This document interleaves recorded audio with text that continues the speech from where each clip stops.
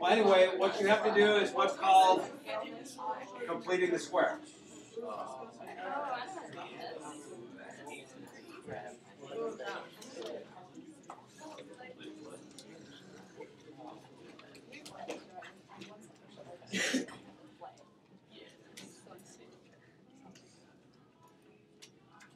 So what I'm looking at is this particular quadratic with the plus 2x plus 2. I want to do what's called completing the square. So a couple different rules. One, we have to have a 1 directly in front of x squared. Does this have a 1 in front of x squared? Yes. Yes. The second thing is we're going to shove the constant further down in the problem. So we open up a new spot for a new constant. Now, one of the things that you guys have done in the past maybe is worked on both sides of the equation, right? So what I'll explain what's going to happen, but the green blank and the red blank, because they're on the same side of the equation, will always have to add up to 0. So in completing the square, we're going to take the middle number, this b value, and we're going to divide it by 2.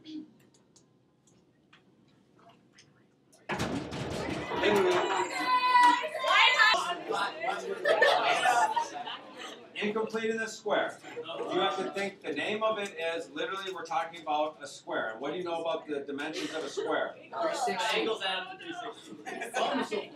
The dimensions of a square are the same, right?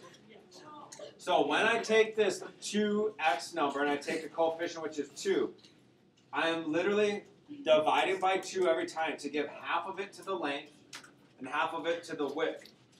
Okay? So you split that number in half to give half the length, half to the width of the square. And then what's going to happen after that?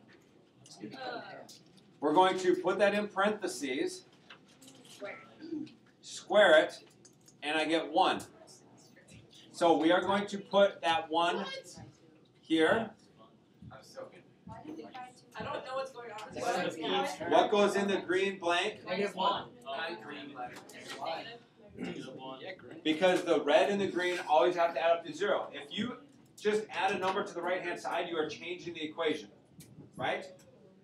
So back when you guys first started algebra, if you added 1 on this side, you would add 1 over here. But that doesn't make sense to add it to the g of x. There's nothing happening there.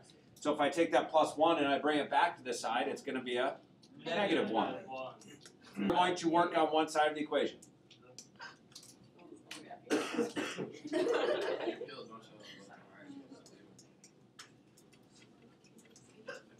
Okay, so first, look at this quadratic right here.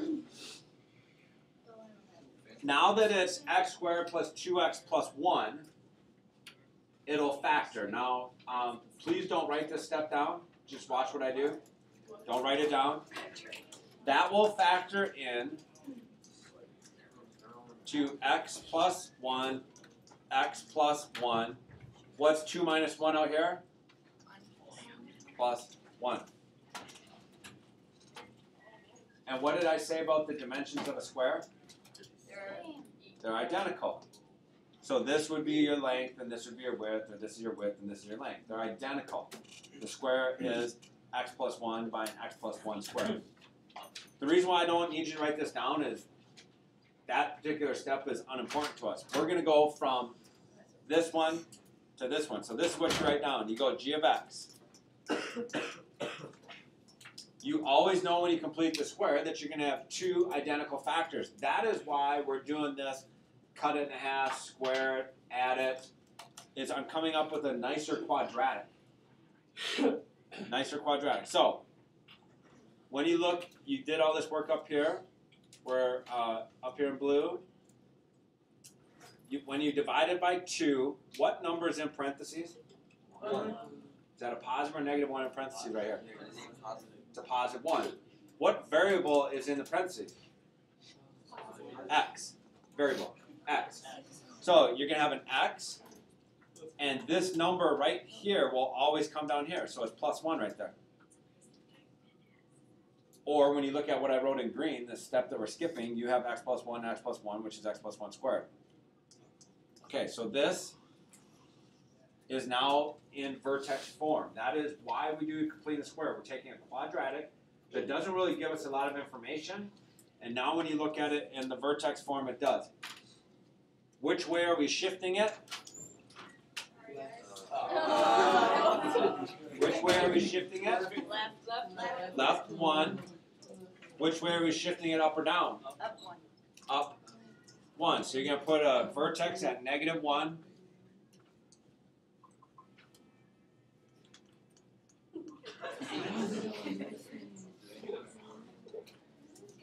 What's sitting out in front of the parentheses?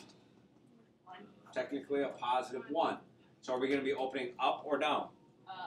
Up. So the last thing we want to look for is the Y-intercept.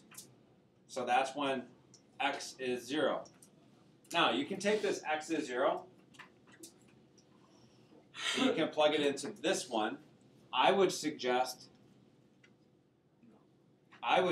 taking it and putting it back there. Because what happens when x is 0 back in the original equation? The answer is 2. So we'll have an intercept, y-intercept at 0, 2. And I know this thing is going like that.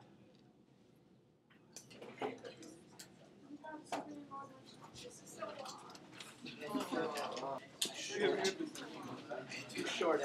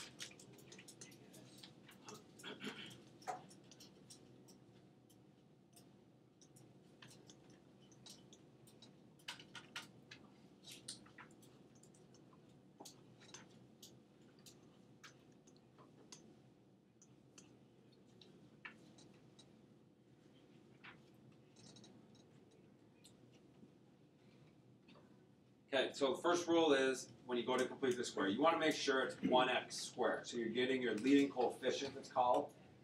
Leading coefficient is what's written first. Make that equal to 1. So you may have to do something mathematically to make it 1. Second step is you might move the constant further down, because what we're saying is this quadratic does not factor well on its own. We don't get a perfect square that way. So we're going to move the constant further down. Those first 2 steps are done right away in the problem. Step 3 is to take the b term, it's called. We're going to divide by 2, we're going to square it, and then we're going to add it. Now,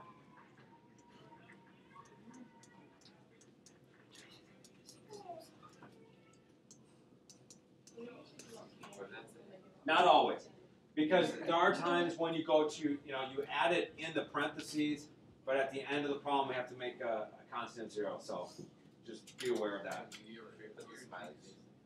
Yeah, I would put the smiley face. That's very important. And then step 4, we just do our simplifying. So, is my leading coefficient a 1? No. No. So what we're going to do is we're going to work with the stuff that's going to help us make the quadratic. So I'm going to just work with the -2x squared plus 4x. The -6 is my constant, right? So we're going to push that further down. So what happens if I take a -2 away from x squared? Okay? I now have my 1 in front of x squared. What's 4 divided by -2?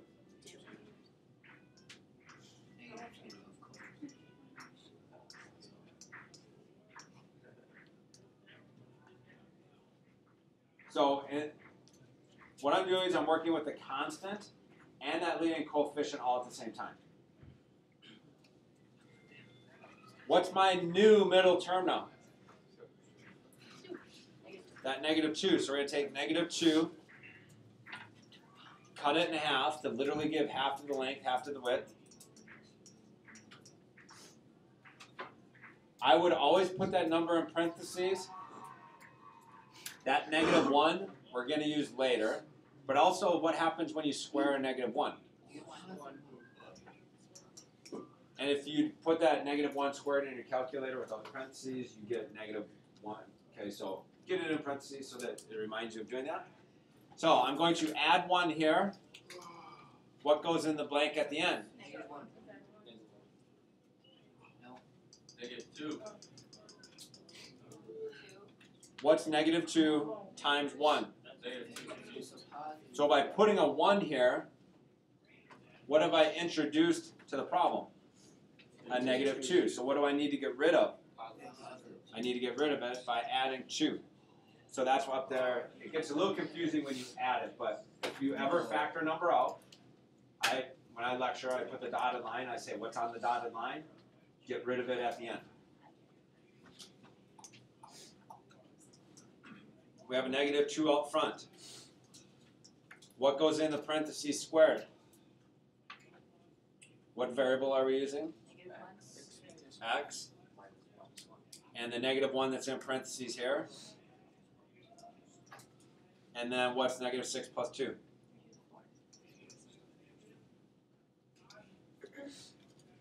So down here they're asking us, what is the vertex now? What's the vertex? 1, -4, and is it going up or down?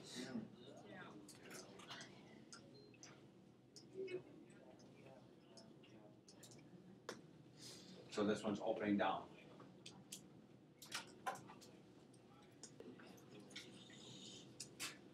So let's do part B over here a little quicker.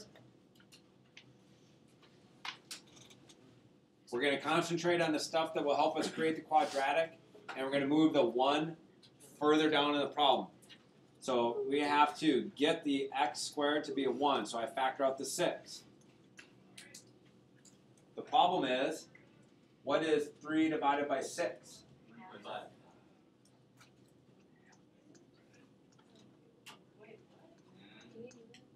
Sure you can.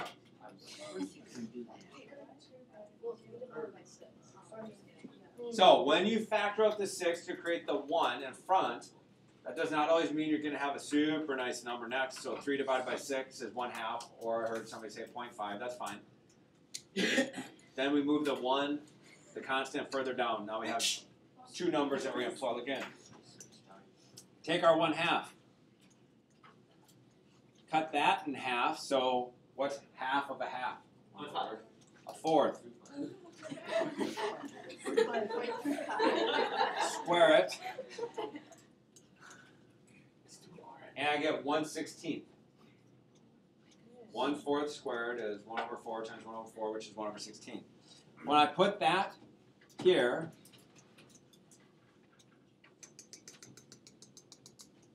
what's on the dotted line? 6/16, which is 3/8. So I've introduced that 3/8. I've created that. So what do I have to do? Destroy it. I have to destroy it. Yes. I have to get rid of it. So our vertex form is 6 parentheses something squared. So we're dealing with the x variable. I have 1/4 sitting in parentheses, and it's positive 1/4. So coming up with that stuff, if you're careful when you do your clean the square stuff, that particular step should be pretty easy when you go to rewrite it. 1 minus 3/8, or you can think of it as 8/8 minus 3/8 would be 5/8. Where's my vertex? -1/4, comma, 5/8. Is this an open up or open down parabola? Up.